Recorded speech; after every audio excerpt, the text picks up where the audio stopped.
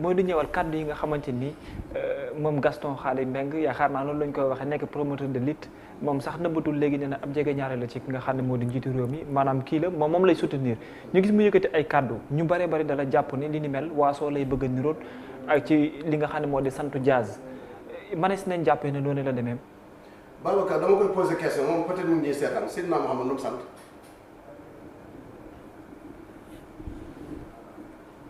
yonent yàlla Moussa yonent yàlla Aïssa nu ñu sant ça n'existe pas fii la am rek Sénégal ba mu amee nag la problème am ñu mel ne Gaston Mbengue et maa ngi jéggalu tamit à travers Sénégal. nañu bàyyi golo gi ñu koy tëkkalee.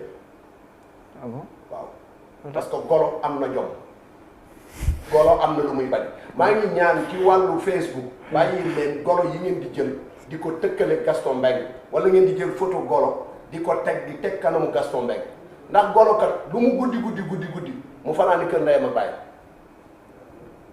te golo bu yaayam yéegee mu yéeg bu bàyyam yéegee mu yéeg. maam da ngay wax ni doy na waar. non damay ñaan rek maa ngi koy ñaan ñëpp. nañu bàyyi di tëkkale Gaston Mbengue ak golo duñu benn golo am na éthique golo am na déontologie golo am na jikko golo xoolal melul ne rabu àll woo nga xamante ni lu mu ramas dugal ci biiram rek. kon nuñ ko war a méngalee kon à ton avis. niñ ko war a méngale mooy koo xamante ni du nit est-ce que ku ñàkk jom. c'est quelqu'un koo xamante ni ku ñàkk jom ku yàpp askan wi la ku dëkk di manquer respect doomu aadama yi kooku nag li muy jur mooy mu seetaan boppam ndax am na lu Sané waxoon nañ ko bàyyee xel. bu baax a baax lan théâtre boobu muy def. lan la woon. mooy ni nit ci juddoom rek lañ koy xoole am na loo xamante ni soo ko xoolee ci nit ba mu jeex tàkk. bul ko xas dellu cosaanam nga xool nu mu mel. mais imam tamit loolu si du yóbbu débat bi si beneen. si forom wala xam nga tamit boo waxee juddoom da ngay tooñ. xam nga boo duggee boo waxee juddoom di nga tooñ ay way juróom di nga tooñ keneen. xam nga lu tax ma wax la ko. parce que dafa wax ñu taal aw askan. non te wax naa leen léegi ne leen sallallahu alayhi wa sallam nan la sant mais est-ce que yéen a ngi suivre information Londres. maire ba fa nekk nu mu tudd. kan. Sadiq Kane. maire Londres Sadiq Kane. mais du kan bu Sénégal. mais nu mu mënti demee kan rek lañ koy tuddee. Sadiq Kane la ñu wax. mais maire boobu nekk foofu. waaw tey boo fa seetee amul fukki nit yu nekk Londres yu sant kan xanaa ay ñu jóge Sénégal dem fa. Sarkozy amul 50 personnes yu nekk France yu sant Sarkozy. Barack Obama. mais même Zemmour da nga ko fay tooñee. Barack Obama même Éric Zemmour. jiitewul France jiitewul Amérique Sarkozy jiitewul France. mais est-ce que mënees koo bañ a yóbbu ci contexte boobu. maa ngi ñëw rek bu amul xam-xam mu dem jàngi àdduna. Sarkozy laa la wax jiite na France wala jiitewu ko. si Barack Obama jiite na États-Unis wala jiitewu ko. boo doon dem États-Unis di laajte ñu sant Obama duñ fa mat 50 personnes nga dem France di laajte ñu sant Sarkozy duñ fa mat 30 personnes kon am na loo xamante ni soxor ak yaradiku daf koo lal ak li ma leen wax loolu léegi taxaw na fi wax fi kilifa loo xamante ni wax ju ñàkk teggi la et pourtant kilifa ga waxul jëm ci moom muy Serigne Moustapha Sy te njabootam mën nañ ko faj parce que njabootam defuñu ko nawle loolu nag dafay bëgg a yàgg te fi muy jël di fa askanewu maanaam bu tooñee ni kër ga muy daw di dugg mooy kër Macky Sall. kan moom Gaston. moom Gaston mooy kan bàyyu Barthélémy fi mu jaar. parce que moom nee na moom sax la ci ruus mais. loolu moom. xam nga am na benn village bu nekk ci côté Louga bokkal moom cosaanoowul Louga ñoom. kan noonu. ñoom ñii cosaanoowul Louga booy seet bokkal la seen way jur jógee lu ko fa jëlee. waaw non est-ce que mënuñ bañ a dugg foofu rek. yem ci mais dafa dugg ci lu mu war a dugg gis nga. mais tamit mais tamit imam mais imam xam nga tam boo bëggee d'accord waaw dama koy rectifier tooñ ba xam nga sant ak fa mu jóge sant ak origine ñaar yooyu yëpp ay mbir la am dañ ko war a bannir sur léegi ne leen sallallahu alayhi wa sallam amul sant bu leen ma dagg ndax gis nga ku fekkewul sama début wax Alaaji bu Sakho doon wax sama début wax. ak sama mujjantal wax. bul ma interpréter sama wax. dafay tudd bàyyi Barthélemy ci santam. waaw tudd ma sax li way juru jigéen wu Barthélemy def ma wax ko ne ko xam nga boo joxañee nit daggal ko saaga yow bu ma joxañee sama baaraam bi daggal la saaga ñetti baaraam dellu si na ne ma loo ko wax mu ngi ci yow. Jean-Paul Dias. jamono yu Abdou Diouf nekk ko fi ministre. moo ñëw Abdoulaye Wade lu mu yoroon Jean-Paul Dias jamono yooyu Macky Sall lan la woon étudiant la woon ki ko tax muy rap moom di ko dawal safaat nar woon yi ba tax muy tontu. ci lu yoonam nekkul moom Gaston Mbengue. Macky Sall la ko tax di rap buy tëdd Macky Sall lay tëdd buy jóg Macky Sall lay jóge te defal na ko nag Abdoulaye Wade defal ko Abdou Diouf. non mais mën na si jàppee ne mooy moom weñ la. waaw mais moom mooy tekki ne weñ la fu tooy mu daal. bër ki dem mu monument. bi ñuy wàcc Abdoulaye Wade bi ñuy xeex pour Abdoulaye Wade wàcc mbër ma ko gàddu woon na ko wax ak lan la def ba ñu gàddu ko foofu. oui. kan Gaston ci Gaston Mbengue mii jàkkaarloo man lan la def ba ñu gàddu ko foofu. gàddoo fan. monument de la République keroog bi ñuy toog di xaar ñu naan Abdoulaye Wade loolu mu waxoon ni dafay wote benn loi boo xamante ni daf koy permettre mu amaat beneen mandat xaw suma juum. waaw ak vice président boo xam ne. mooy te vice président te étudiant boobu génne woon ci àdduna nu mu tuddati yàlla na ko yàlla yërëm. étudiant bi génne woon àdduna Malick Diop. non tur bi dina ñëw après. j'ai oublié son nom. damay fàtte tur bi dina ñëw ki sant Diop. ki sant Diop ki génne ci àdduna. moom am na lu mu fa daj ba benn mbër ñëw gàddu ko. ah bon waaye laaj leen ko bu ñëwee. waaw Imaam yow mi xam kay instant bi waxal rek yooyu xew fii. waaw ñun dara réeruñu fu tooy nga dal ku ñëw nga sukkal ko raamal ko rukkal ko laalal ko cereel ko ñeexal ko. la tax nag nga wëlbatiku di laal loo warta laal ñu wax la sa bopp. est-ce que gisul ne jàmm réew mi la jàpp ne moo gën moo tax mu yaakaar ne moom dafa mos a defal réew mi dara moom Barthélemy mi muy xas nii plusieurs fois laa la wax toog nag salle d'attente bu bureau Barthélemy di ko xaar. ah bon oui ci dépense. Gaston Mbengue. Gaston Mbengue mii di ma xool. du ko mos a wet li ma wax ci Seneweb laa koy waxee. plusieurs fois laa wax toog na ci salle d'attente Barthélemy pour wax la ne ñoom duñ ko wax ñoom ils sont mal placés pour wax ko parce que duñu kuy defal nit teraanga ba pare génn di ko wax. mairie Sacré-Cœur Mermoz la ko. mairie Mermoz Sacré-Cœur bureau Barthélemy Dias ca salle d'attente ba Gaston Mbengue mii toog na fa bu dul benn du ñaar ngir daw dépasse et alors. ak yeneen yi mu topp. mais est-ce que nekkul mais est-ce que nekkul waaw ban PS mooy li ma la wax rek am na loo xamante ni boo ko seqee nit ba pare war te nga xam ni moom xam na ko ni mu denc gis nga jëmm ji bu tontu woon kii. kon Sénégal tey lan la ñuy wax waaye nag bi ma waxee daf ni ma rus naa Aminata Mbengue Ndiaye mii rakkam. ak yan. parce que à part ñëw ci mairie bi ak yan. mais pas bi muy coow naan Jean-Paul Dias. wala santu Dias matuñu fi maa ngi ko dégg ci ñàkki tegginam tey muy gën a bës ci góom bi naan woy Khalifa Sall dégg naa sax muy commentaire naan 1000 personnes xaw ma mais man waxuma 1100 personnes laa wax. parce que nee na moom li mu wax regretté wu ci dara. ma ne 100 personnes la wax. waaw dañ ko yarul rek ak mu ñàkk xam àdduna ak mu topp nafsam du leneen gis nga làmmiñ na boo ko moytuwul dana la lekk.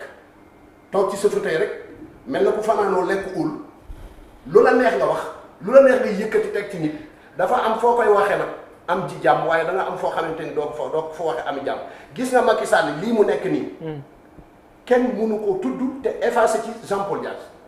mais tey ñu jo bañ a tudd Macky Sall parce que. non xam nga lu tax mu wax la ko tey. moom mi dama koy xamal ni ko Macky Sall mi tax muy rap tey. lan la fi nekkoon stagiaire ci Petrosen. waaw. ku jiite woon booba Petrosen un certain Ousmane Ndiaye. de passage ñu ngi koy nuyu ba léegi mu ngi fi. moom moo jiite sax fu mu toll nii COS Petrogaz. keroog bi nga xamante ni Macky Sall def na fa stage ba pare ñu ne ko jërëjëf am nga jaaraama demal toog ba ñu soxla la walla mu jaaxle. nekk étudiant. jóge fa dem ci bureau Jean-Paul Dias demander audience secrétaire bi signalé ko Jean-Paul Dias Jean-Paul booba d'habitude xam nga yàb bi ñu leen yàb ñoom. du ñu am sax di jaay audience wala ñuy daan di seerlu naan na xaar suba wala gannaaw suba wala daf ñu dugg si mais bi mu dugg see daf ko pour exposer problème la ko dama doon def stage fa la ñu tuddee ci Petrosen. Petrosen yàlla mi dara tëwul pare naa fa waaye dañ ni ma dem toog xaar te situation yi doy na waar fi ma toll nii jàmbat yom wax yépp ñun xam nañ ko. Jean Paul Dias jël téléphone am woo Ousmane Ndiaye bi nga ko woowee wax ko mu ne ko désolé daf fi ñëwoon pour stage rek ba mu ci paree na dem toog mais Jean Paul bàyyiwu ko Abdoulaye Wade président Abdou Diouf yónni na ko fi su ma juumul Nigéria. moo ànd ak Alassane Diallo Ndiaye. ànd ak ni ñu ko tuddee ci Jean Paul Dias. ànd ak Ousmane Ndiaye boobu bi ñu demee ba nekk ci seen hôtel ak yooyu ba toog di waxtaan ci seen óol yi. Jean Paul Dias wëlbatikuwaat ne as Ousmane Ndiaye dossier Macky Sall bi ma la doon wax loo ma ci dimbale danaa la ci sant gërëm ca la ko wax ne ko mais garaawul léegi bu ma demee dinaa ko régler bi mu ñëwee daf ko yónni mission France moom Ousmane Ndiaye bi mu dellu see mu génne mu nommé ko li mu ko nommé. ca foofa la commencé ci Petrosen. kon premier emploi bu Macky Sall bi mu njëkk a am Jean Paul Dias ko dox te mosu ko wax mosu ko naane. moom Macky Sall. waxuma Macky Sall Jean Paul Dias mos na taxaw naa ne ko fenn est-ce que am na njariñal réew mi wala déet tey bu ko bañaloon Macky Sall. est-ce que fi mu bëggoon a jaar ba egsi fi mu egsi est-ce que yoon woowu du gàntal wala déet kon amal na njariñ Sénégal parce que kay tey ki ñu tuddee président de la République du Sénégal bu ñu naan jaar-jaaram ci wàllu liggéeyal Sénégal. mais am na loxo Jean Paul Dias ma nga ci biir. bu ko Gaston mii xamoon na. yaakaar naa dana am leneen lu muy jël lu dul naan. li fi sant Dias yëpp bu ñu leen dajale woon taal leen. loolu la wax démb ba pare wëlbatiku di dellu gannaaw naan waxuma ñu taal leen parce que ñoom ñooñu dañuy taal dëkk bi moom moo dégg Barthélémy Dias ne day taal dëkk bi jamais. est-ce que jàppal ne seen doxalin ci fànn boobu la jëm loolu moo tax mu réagir noonu moom. moom doxalinam fan la jëm moom doxalinam day defar dëkk ñaata yoon la taxaw renoncé wu ci wàllu làmb waxe banaa làmb. moom bu dul na sant mbër yi mbër yee koy dundalul Sénégal. Mouhamed Gaston Mbengue position bi mu am et puis tam ak taxawaay bi nga xam ne dina ko dox léegi pour ne soutenance Macky Sall lay jàppale moom lay niwal kaddu yi ni mel bu ko yëkkatee amul dara lu mu mën a jur tamit ci lu ñëwal wàllu doxalinu Macky Sall bokkut tam ci réewum Sénégal. ñombe bu rëy la te lu ma jaaxal la si Gaston xaw ma la moo ko yóbbee. si mu wax ñombe bu rëyee nii. Gaston. mais it insister persister également aussi. voilà loolu tamit moom mooy li gën a garaaw xam nga nit mën ngaa juum amaana wala nga wax lu waxut waaye li ñuy xaar si yow bokkul ak di gën a xuus. daf may étonné d'autant plus que ma def la benn confidence. Amadou Ba bu Lok Afrique. am na fi jafe-jafe ak doomam. Xaadim waaw. Gaston dafa ñëw simultanément. ñëw intervenir ne ma jubóole naa leen ñoom ñaar donc te loolu ku xam nu mu demee xam ne ñu bëree bëri bu ma see xuus ndaxte problème famille la mais ay kilifa yu bëree bëri dox nañ si mu të xam nga ku mel noonu di dox tànku jàmm si diggante baay ak doom day waroo lool ak li nga xam te nii moom leen gis mu wax ko day màbbal liggéey bu am solo boo xam te nii Sénégal am na ko parce que Sénégal loo mënti wax li bokk na si li ko wutaleeg dëkk yu bëree bëri ak li tax mu mucc ba fii ni tey moom mooy Sénégal mbirum boddi compté mbirum waaso mbirum sant ak yooyu amu fi doole trop ba nga xam ne fii les notions républicaines moom la ñu gën a féetee kaw li nga xam te nii moom mooy mbirum foo sant ak foo jógee buñ ko jëlee si président Senghor si ni mu fi faloo ak ni ñu ko jàppalee ba mu falu te kenn musta xam ne bëgg ma sax tudd baatu minorité ndaxte si république minorité warul am ñëpp yem mais je veux dire que bu nekkoon ne logique ku Gaston Mbengue lañ topp ku mel ni président Léopold Sédar Senghor di fi falu kon Sénégal aadoo woowul genre taxawaay yu mel te bu nekkee ne daf koo def nee na pour jàppale président Macky Sall ku ko gën a lor la ndaxte lii amul nu mu mën a dimbale président Macky Sall bu si waxee moom mooy tane tuuti wax bi moom mooy mu ñaawlu li nga xam te ni moom la Gaston Mbengue wax loolu bu ko defee dina wane ne que moom laalew si takkew si tey tamit cautionné wu lii Gaston Mbengue wax bu si waxul c'est encore plus grave moom mooy wane ne que donte ne waxu ko mais mel na ni du lu koy déranger loolu te moom président de la République moom mooy encore une fois le garant de la stabilité nationale donc loolu taxawaay bu am solo beneen mbir mooy réaction bu yéex bi même bu dul président Macky Sall mais Benno Bokk Yaakaar APR waroon nañoo réagir désolidariser wu carrément si kàddu nga xam te ni Gaston Mbengue yëkki na ko. parce que moom defoon nañu ko toujours que ni moom il soutient Macky Sall. loolu lay wax te jàpp nañ ne sax bëggoon na dimbali Macky Sall peut-être moom moo tax mu wax ñombe bi nga xam te ni moom la wax defoon nañ ko si mbirum Dembourou Sow waaye APR Benno Bokk Yaakaar jëndoon leen.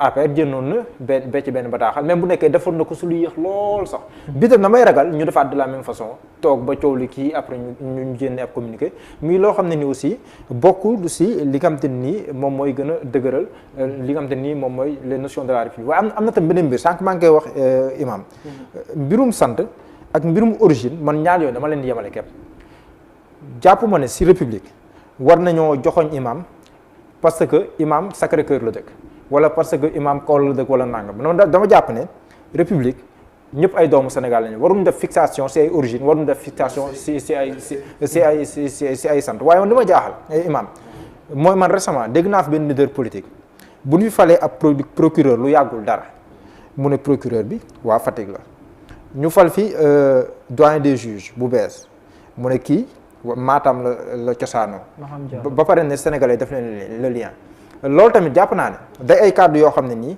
waruñu koo suuxat si république bu mel ni bu Sénégal mën nga ŋàññ benn juge bu la neexee am nga si droit mën nga ŋàññ ay choix yu ni def mais di yóbbu nit ñi si ñuy bàyyi xel loolu fii la bokk ndax Matam la bokk wala ndax Fatick la bokk loolu jàpp naa ne lu mën a waaw non xam nga imaam la laay bañ man li ma dama koy assumer xam nga la laay bañ li tubaab tuddee indignation sélective am na sax ñuy ñëwaat si ay danoo war a fusiller léegi loolu wax yooyu man loolu duma si wax parce que mosuma koo déglu mais lii moom mën naa ko dégg ma jàpp ne ab njumte bu rëy rëy la ab juge non mais indignation mais imam indignation sélective moom laay bañ bu ñuy ñaaw nañ ñaawlu yëpp rek mais ñaawlu bii parce que kii nii Macky Sall lay jàppale benn nga gëmm si parce que ne nga opposition bi la loolu tamit defe naa ne Sénégal dañoo commencé toll foofu loolu tamit lu jaram moytu la waaw non man damay wax rek li ma waaw d'accord côté boobu ngay wax dafa jëmale ci président Sonko dafa am lu ñu teg loo xamante ni buñ la ko tegoon yow ci président Ousmane Sonko ci sa kaw di moins amul nooy réagir lu dul ni président Ousmane Sonko réagir mais jëmm ji Gaston Mbengue non man comparé ma ñaari mais dama ne mais imam dama bëgg mu leer man dama bëgg mu leer waaw mais même ma leer après ma jox la mais dama bëgg mu leer waaw man dugguma si waaw dugguma tey man invité laa comme yow dugguma si li nga parce que il a ses raisons sànq maa ngi wax ne il a subi des violences sànq maa ngi koy wax il a subi des violences mais dama ne il a subi des violences. loolu man nangu naa ko mais xam nga fa laay leeral xam nga li muy informé moom président Ousmane Sonko information yi muy am. ci nomination yi. ak li tax ñu nommé la. information yooyu amuloo ko. donc Ousmane Sonko ci côté boobu lay waxee. ci côté boobu mais est-ce que tamit mais waruñu attirer attention sénégalais xam nga fa laay waxee xam nga dem na sax ba ne benn juge bi. il est intègre nee wax nañu ko moom ndeke il est intègre mais il est faible moom nee na loolu gëmu ko parce que force bii nit di am mu ngi koy jëlee si intégrité am xam nga loolu ngaañu ma ko loolu am na si droit mais xam nga la laay moytuloo nit ñi imam bu ñu dem àgg foo xam ne nii Sénégal lu nit wax rek wala fu ñu tabee nit rek ne waa kii fan la bokk kii waa fii la kii waa fii la loolu après mën na am ay conséquences yu doy waar yoo xam ne si réew mi après ay xaajaloo lay gën a indi ak ay booloo defu ko parce que dafa sant Ba mais wax na si ay wutal na ko dëkk wax na si Fatick wax na si Matam rek defu ko parce que dafa sant Ba defu ko parce que dafa sant Diallo wala dafa sant Seck su ko defee ñaar rek laa ci mën a nat xawma la ci biir xol mooy ni ñu ngi complot pour jógaat pour songu tegu ci kaw. mais mën nañ bañ a tudd dëkk kii fii la bokk kii fii la bokk aussi loolu dañ ci beneen problème même propos Gaston interprétation bi nga ci am keneen tam mën na am beneen bu bokkul ak boobu imam Gaston li mu def dafa flagrant dafa tudd ñombe bu rëy la non ñombe boobu dafa tudd koo xamante ni defu ko waxu ko seetut ak moom loolu mais dafa jàpp ne li muy jëf c'est négatif ban négatif noonu la ko gisee Bart émission bi mu mujj a def mais li mu woote moom Gaston bi mu génnee dafa waroon a tàcc ñaari loo xam ne maa ngi félicité Bart lan la wax Pape kii nañ koy tuddee ci Pape Ngagne Ndiaye daf ni ko bu fekkee ni damay dem def dox mbokk. waaw nar naa indi coow mais Pape Ngagne fii laa koy waxee ci télé bi. muy lu ñu saluer xam nga imaam non imaam mais imaam même ma leeral xam nga tax man may ñaawlu waxi Gaston Mbengue man Sénégal dama si bokk foo xam ne day am ay mbir yoo xam ne dama koy dund du man kese ku sant Diaz ku sant Diallo ku sant Mendy ku sant beneen sant booy carte d'identité nationale maa ngi yow suñu àndoon ñu carte d'identité nationale yow noo sant Ndiaye doo indi certificat national man damay indi certificat national xam nga loolu dama koy dund Sénégal xam nga injustice la ñëpp lañ war a yemale mais loolu mën nañ koo muñ mën nañ koo muñ waaw d'accord mais c'est discriminatoire est-ce que comprendre nga baax c'est discriminatoire c'est frustrant aussi maa ngi yow ñu ànd nga indi sa extrême ma indi sama nangam ñu booloo yow noo sant Diallo certificat national yow loo sant Ndiaye waa dugal loolu c'est discriminatoire mais bu ne am na ay raison dégg naa sax Jean-Paul Diaz mu koy ŋàññi benn jour man d'accord ak moom parce que boo ko dund mënoo koo xam mais loolu soo ko comparé ak Sénégal lu mu la defal yëpp man je ne suis pas originaire du Sénégal je le dis Guinée la samay way jur bàyyee ko mais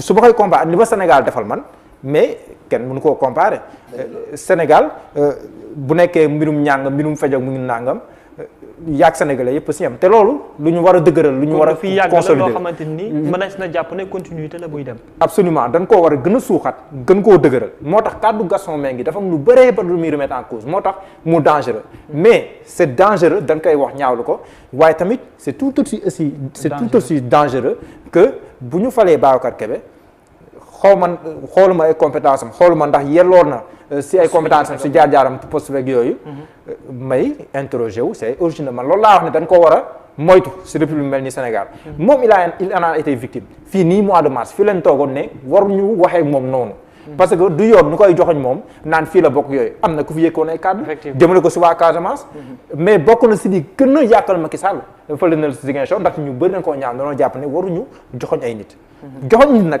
boo ko joxoñ si ni mu tudd ni mu mel ni mu sant wala fi mu jógee loolu lu ñu war a ñaaw la ba pare benn mbir mooy damay def digression bu ndaw bu nekkee tam Babacar Kébé ku ñu fal nga ŋaañ léegi après ka moo lay àtt waaw loolu bu yàggee waaw loolu moom beneen question la loolu beneen question la ñi ñuy fal Diallo ku ndóbin ray sama boo séenee lu ñuul nga daw d'accord amul sax demal ma ñëw Ousmane Sonko daf fi jaar ci loo xamante ni ki ko teg mu ngi fi bougé wu te moo yilif lépp kooka nag buy xool nga xam fa muy xool ku mu nommé sañ nga taxaw ni kii sama xel dal na ci pare gu moon waaw sañ nga taxaw ni kii suma xel dalu ci kooka nag buñ ko comparé ak ki jóg di def affaire waaso tekkiwul ne kii Matam la dëkk Diallo la sant tax na lu ko Macky Sall sant mu def ko. waaw mais moom jàppee ko mbirum waaso fa muy waxee information ya mu am.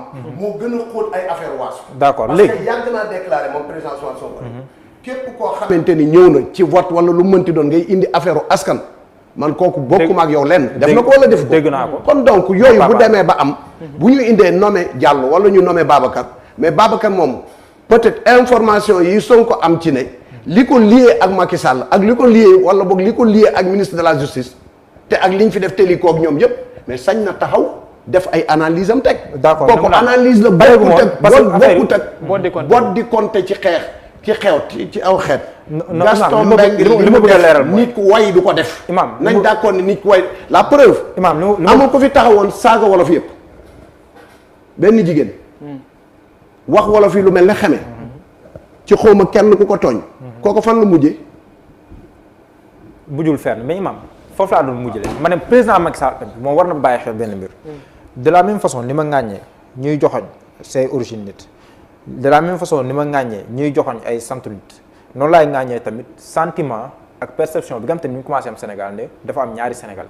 sénégalais boo xam ne ni képp ku ànd ak nguur gi loo neex nga def. du mujj fenn ku ànd ak opposition bi. boo defee lu toll nii tar fatal ay ni du la baal dara. perception boobu noonu tag commencé juddu Sénégal mu mel ni benn genre justice à double vitesse. justice pour opposants yi ak justice boo xam ne nii pour ñoom te ni ñoom ñoo jiite loolu tamit loo xam ne lu war a gaaw taxal la. est-ce que yëg nga ni ma jox la benn misaal par est-ce exemple. que yëg nga ni waaw yëg nga benn affaire. Gaston lii mu wax. plan B la. bu ko opposant waxoon sa instant di fanaan kër. plan B la. waaw maa la wax plan B la amoon na plan A. mooy lan plan A bi mooy affaire jullit ak catholique et boobu moo doon gën a garaaw il fut des temps musiba naroon na fee am te loolu lañ naroon a doxal dañ bëggoon a génne ne way ku du jullit du fi jiite Dakar lii maa la ko wax tey. man lébu laa déggoon. waa ban lébu. waxuma lébu. plan bu ñu tegoon la. ku dul man fii laay waxee ci seen Seneweb du ma waxantu o ma waxantu ku dul jullit man la ma ca dox mënu ma ko nettali parce que ña ko doon wax dama leen a woo ba ñëw ma ne leen seen jumaa yi ngeen di ndamoo di ko taaroo ki leen légaliser kayit bi du jullit. mais kan moo naroon a susciter débat boobu. mais su ma ne laa Gaston mi plan belle génn ay affaire askan nga xam fa mu war a jóge te yooyu dañ ko doon def. parce que ma ne waxuma Gaston lañ ko santoon dama ni la. bii mu def nii génn affaire askan. amoon na premier plan boo xamante ni tegoon nañ ko. mooy mbirum diine lañ fi naroon a indi. parce que xool nañ gauche xool droite xam ni mënuñu jaar fenn bu ñu jaaree ci carte gi ci yoon. Barthélemy du balaa 18h ñu ne Barthélemy maire de Dakar ñu bëggee indi yoo xamante ni kii du jullit kii du nangam kii bokkul ci kër gi. Imam xanaa doo mën a ay baatu complot nga fi nar a indi. dem nañ ba indi ñaar kii du jullit te bokkul ci kër nangam ku bokkul ci kër nangam doo falu. lii maa la ko wax. xanaa kon doo mën a ay baatu complot nga fi nar a indi waat. waaye loolu ci la ñu dëkk. loolu du tey rek complot weesuwul nga bàyyi Diouf Sarr muy wër ci Sénégal wala muy wër Dakar lu ko neex mu def tey Barthélemy génn ab commissaire mel na mbërum làmb di ko wër ndomba di ko dugal ci nuñ koy tuddee ci ay L200 la xamu nuñ ko tuddee seen oto yooyu ba pare wëlbatiku dem ba commissariat jëppal yow Barth di sa kilifa ci biir commune am nga mbaale ko fa daal di dem di ko dugal ci viol ku gàccal kuy takk dera ngi noonu muy sa commissaire la te loolu kooku yoon sant ko waru koo def te war na xam ne Barth nañu autorité la. mais yoon bi ñu nar a abbu nii par rapport ak propos. mais loolu lañ wane kenn abbu ko ñoom ñoo ko wane mu leer li Diallo wax léegi moo ci nekk ku ànd ak Macky Sall di lekk ci mburaake mi. gallandikoo sa ndox. sa butéelu Evian doo gallandikoo ndox robinet sax sa butéelu Evian ngay gallandikoo raay sa biir waaye ku nekk opposant danañ la kaanil mburaake mi ba mu saf wëlbatiku nag jël moutarde kaani ko jox la ko ne la mooy sa ndox mooy naan. est-ce que mënees nañ xaar dara fekk ko ci. Mouhamed Diallo parce que ni ñu gisee muy. mën nañ xaar dara fekk ko ci kan. moom Gaston Mbengue ak. mais porter plainte way mais duñ ko bàyyi dañuy porter plainte. opposant waxoon du fanaan kër. dañuy porter plainte xam naa ni man bu ko kenn ku mel ne Khalifa Ndiaye waxoon jëmee ci kenn. tey doo fanaan. kan mooy porter plainte ba. waaw loolu léegi li ci kanam la rawli bët man maa leen ko wax fii danañ ko porter plainte muy bukki bëtam yi dana wér te wóor ne danañ la porter plainte léegi nag bu ñu defee li ñu yoon may. ñu seet yoon ba xam lan la ciy def wala déet.